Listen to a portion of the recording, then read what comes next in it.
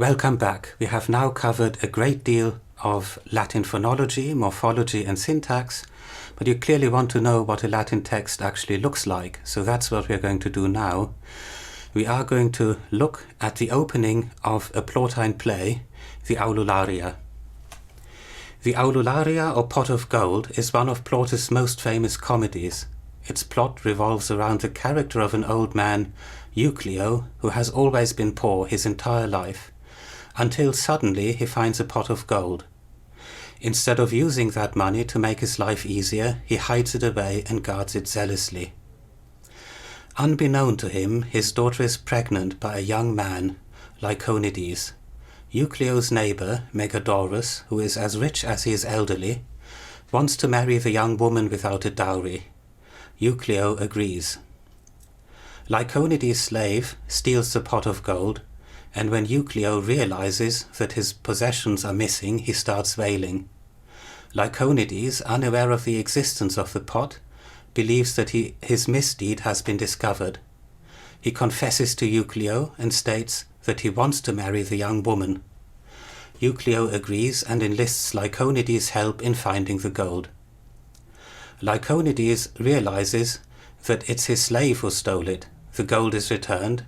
Euclio sees that the money did not make him happy and gives it to the young couple. The passage we are looking at is spoken by the Lar Familiaris, a protective household deity. The Lar is the deity who ensures the happy outcome of the series of events. Let us now look at the text. Our text is written in iambic lines. The first line goes Ne quis miretur quisim paucis eloquar. In English, in case anyone wonders who I am, I'll tell you briefly. Our first word, ne, is a negation. Latin has two types of negations.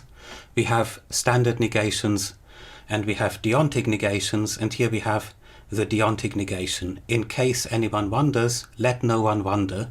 So there's deontic modality involved, and we need ne instead of non.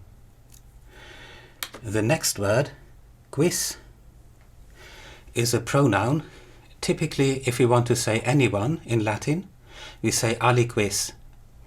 But in negative contexts, that ali bit is left out and we get a clitic. And the clitic attaches to ne. It needs to attach to a second position. So ne quis forms a prosodic word, lest anyone. And the distinction between aliquis and quis is basically that same distinction as between English someone and anyone. Someone presupposes the existence of a referent, anyone leaves it open. This is followed by miretur. Miretur is a passive in form but active in meaning. It means anybody wonders. It's a present subjunctive. Deponents are pretty common in early Latin. They remain common throughout Latin, but already in Plautus you can occasionally find deponents turning into active verbs.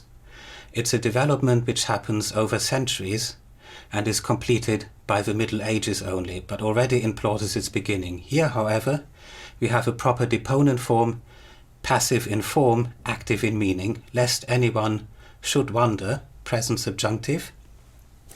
That present subjunctive morpheme e is demanded by the clause type. It's a final clause. Final clauses are always in the subjunctive. Lest anyone should wonder, dependent on that, we have an indirect question introduced by qui. Now the normal question word in Latin is quis and not qui. It's a nominative singular, but in early Latin the distinction between relative pronouns and interrogative pronouns is not made as clearly as it is in classical Latin.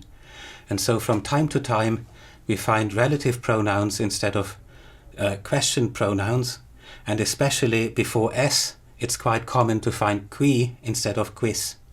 It's partly a phonological phenomenon and partly a morphological one. Lest anyone should wonder who I am, we have an indirect question here. And indirect questions in classical Latin tend to be in the subjunctive. In early Latin we have more of a choice, but here again we have a present subjunctive. There are two forms of the present subjunctive of to be. We have sim and we have cm. Cm is the inherited form with an optative morpheme.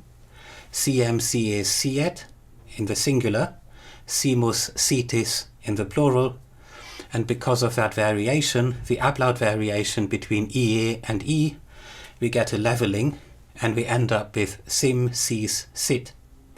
Now in early Latin you have variation between sim and cm, but it's not random variation. Forms like sim are the common forms within a line. Forms like cm are typically used at line end for metrical reasons.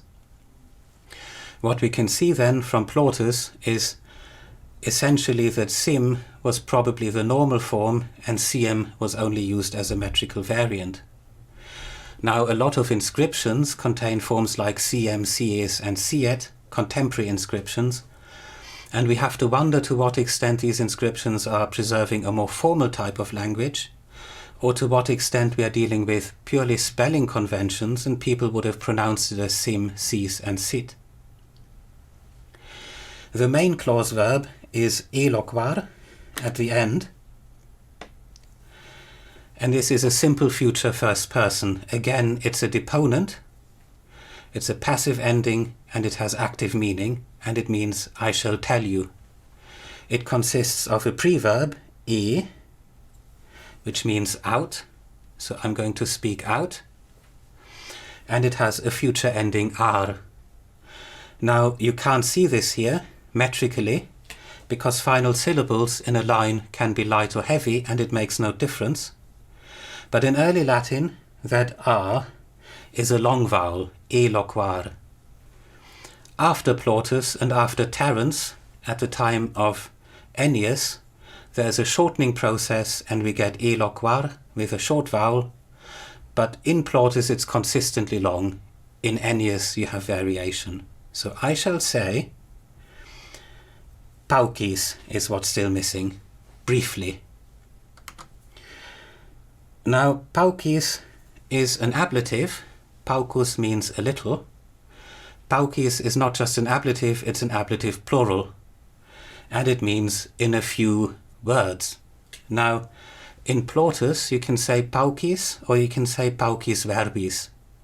Both exist side by side and are equally frequent.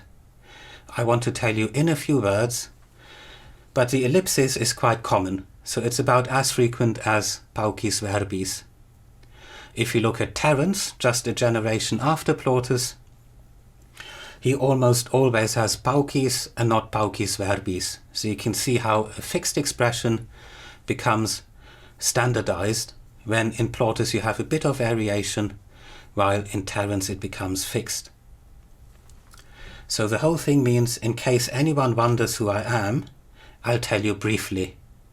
Now the household deity, the guardian spirit, introduces himself. Ego larsum familiaris ex hac familia. In English, I'm the guardian spirit of this household. So he himself is a lar familiaris. Both are nominative singular. We have lar, the deity, as a kind of personal name, modified by familiaris, the adjective which belongs with familia. It's an adjective formation in aris, nominative singular, so I am the lar familiaris. These two belong together. What you can see between these two is sum, the first person of to be. In very early Latin, we get non-clitic forms of sum, essum es est, and essum is attested inscriptionally, but in Plautus we have no traces of essum at all. We only get clitic sum, and if it's non-clitic it's also sum. So what we have here is an originally clitic biform which has become standardized. So here it's in clitic position, attaches to lar and breaks up the noun phrase lar familiaris, In the introduction, we get ego in first position. I am the guardian spirit. Ego here is not eclitic.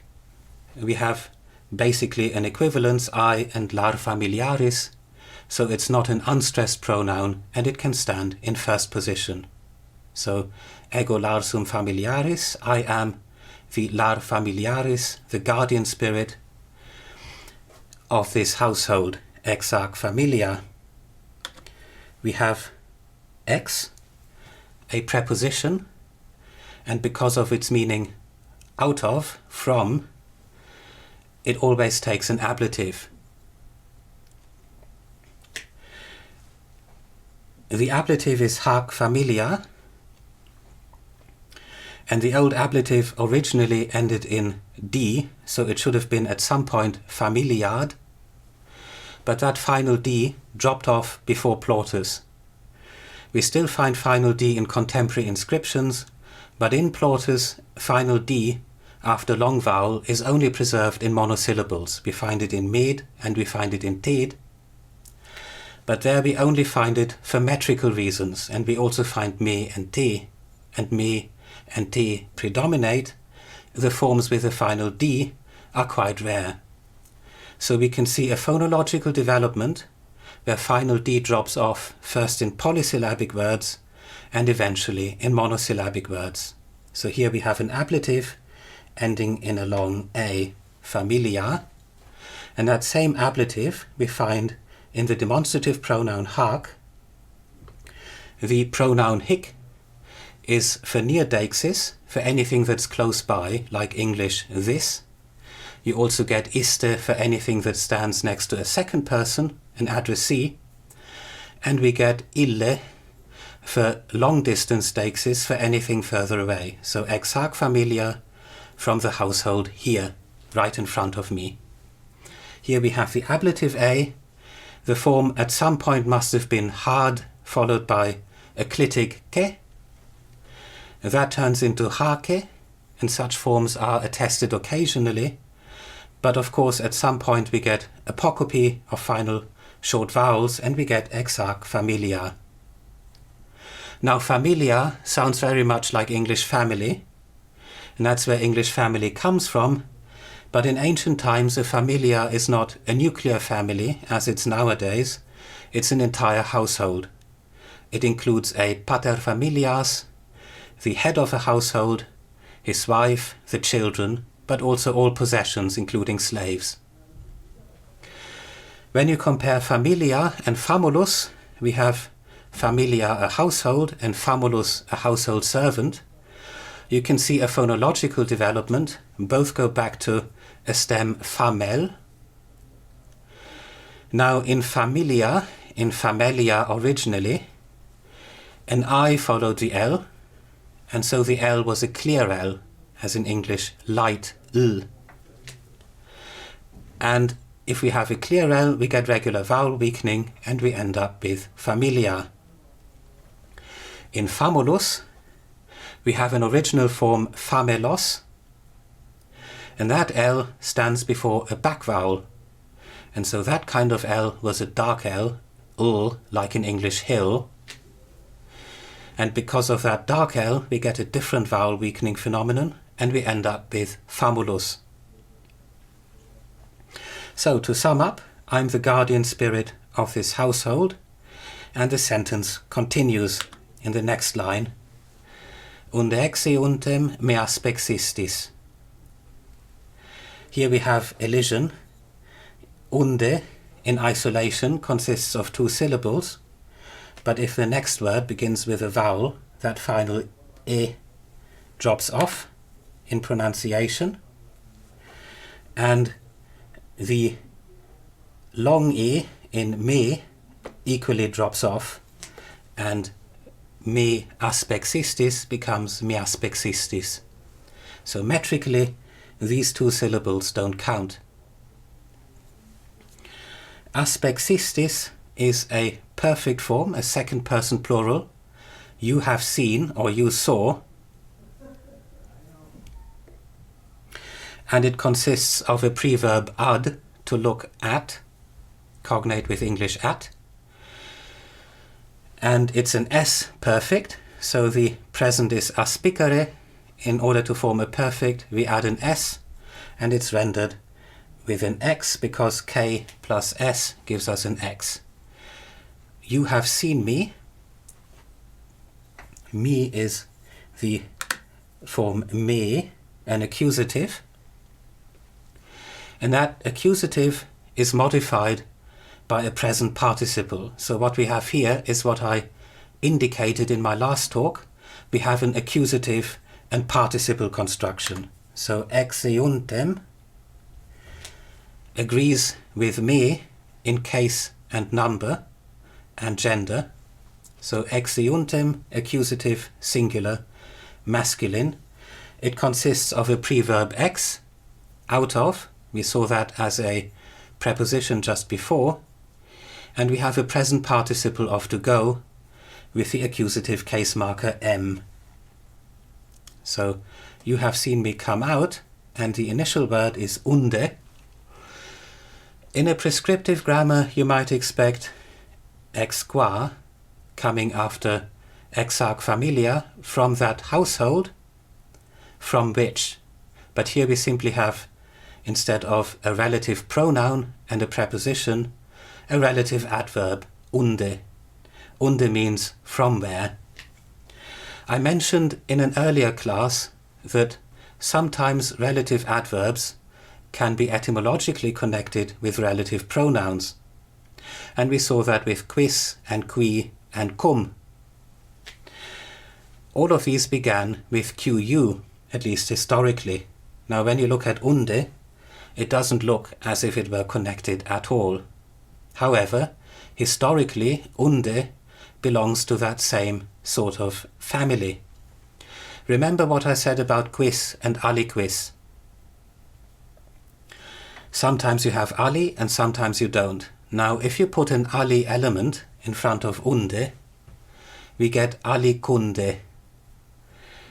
So essentially, in alicunde, you can still see that labiovelar element delabialized to a plain velar, alicunde. But Romans at some point wrongly divided this up, not into ali and kunde, but into alic and unde. And that's why we get unde.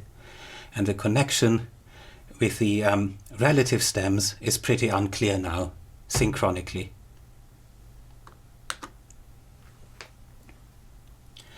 We continue. The household deity hasn't been around just for a couple of days. He has been here for many, many years. In fact, generations. Hanc domum jam multos annos est, quam possideat colo. For many years, I've already been occupying this house and protecting it. So here we get an interesting construction. Well, interesting from a Latin perspective, not from an English perspective, and I'll come back to that in a moment. Let's take it word by word. We have this house, hanc domum, in the accusative. So here we have the house, domus, accusative domum, and that is a fourth declension noun. Most fourth declension nouns are masculine. A number of high-frequency items are exceptions. Domus, manus meaning hand, porticus meaning a portico.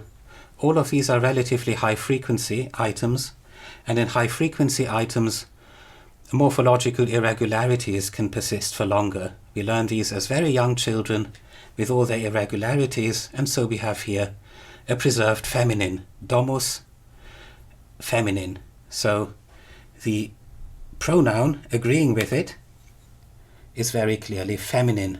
The feminine ending is so at some point it must have been hum. That is again modified by eclitic ke, and we get an assimilation to hanke, and that form is occasionally attested, but again we get apocope and we end up with monosyllabic hanc. So hanc domum, this house, and that syntactically goes with possidio et colo. and I'll come back to that bit later on. Let's talk about the interesting syntactic phenomenon. Now, in English, if you want to emphasize a certain constituent in a clause, you can do it by prosodic means, but you can also have cleft constructions. So you can say, John read a book, but not Mary. But you can say also, it's John who read a book. And you have that cleft construction, it's X, who, or which, ... That type of construction, a cleft construction for emphasis, is exceedingly rare in Latin, but here we have it. We have est, it is, the third person of to be, followed by the subordinator quam. It is when, or since. So that's a cleft construction, and the emphasized element is many years, multos annos, many years. If we want to express extent in time in Latin, in early and classical Latin, we take an accusative. So here we have an accusative plural, many years, with the ending os.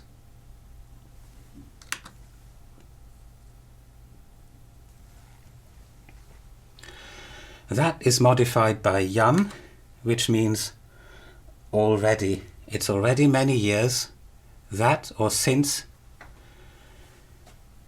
I've been occupying and protecting this house. So that element, hanc domum, syntactically goes with possidio et collo,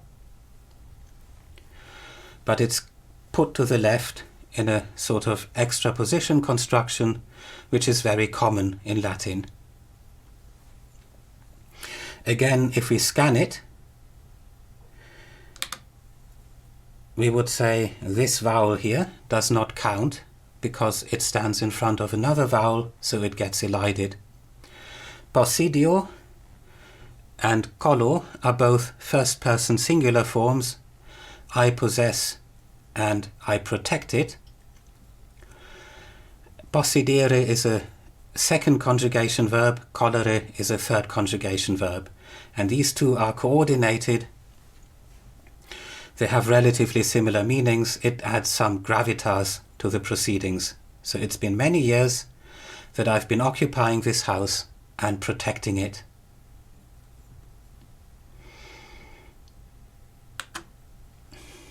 And our last line tells us who the protection is for. Patri aboque jam huius qui nunc hic habet. For the father and grandfather of the man who lives here now. So metrically, normally when a vowel precedes another vowel, we get elision. But in this case, and you can't tell this just from looking at it, you have to scan it,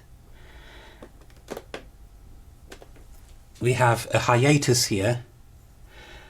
A hiatus basically means we have two vowels next to each other, they clash, but there's no elision here.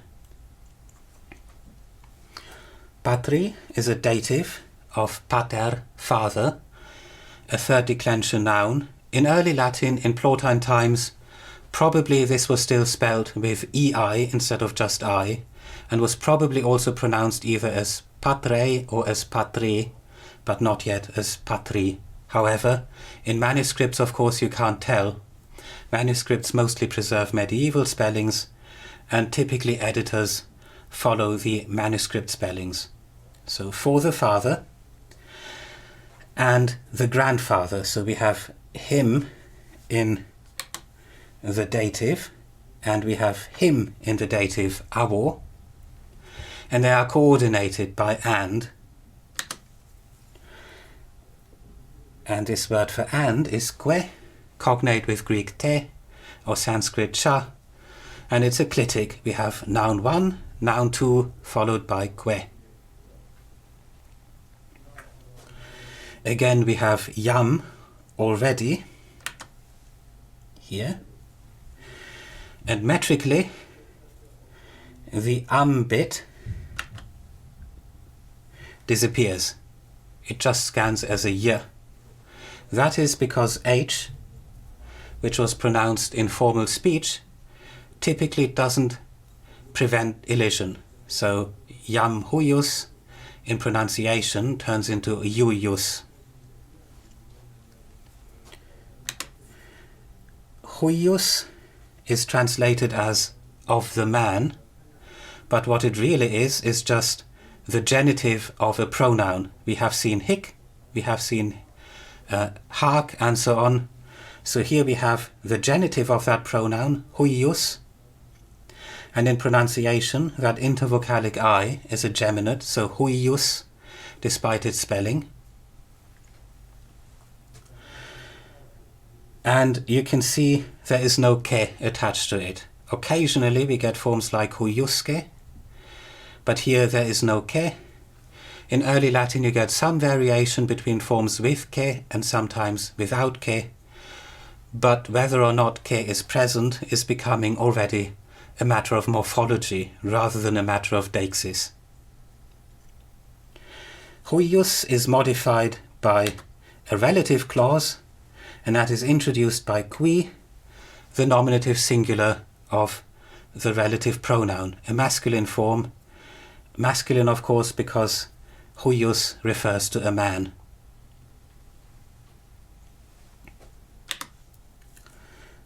Nunc is cognate with Greek nun, or English now, and it means exactly that same thing. It means now. If you compare Greek nun, it doesn't have any final k, so again what we have here is a clitic ke, which diachronically got apocopated, and so we end up with nunc. Hic, we have seen hic as a nominative singular. Here we have hic, not hic, with a long vowel, and that means here.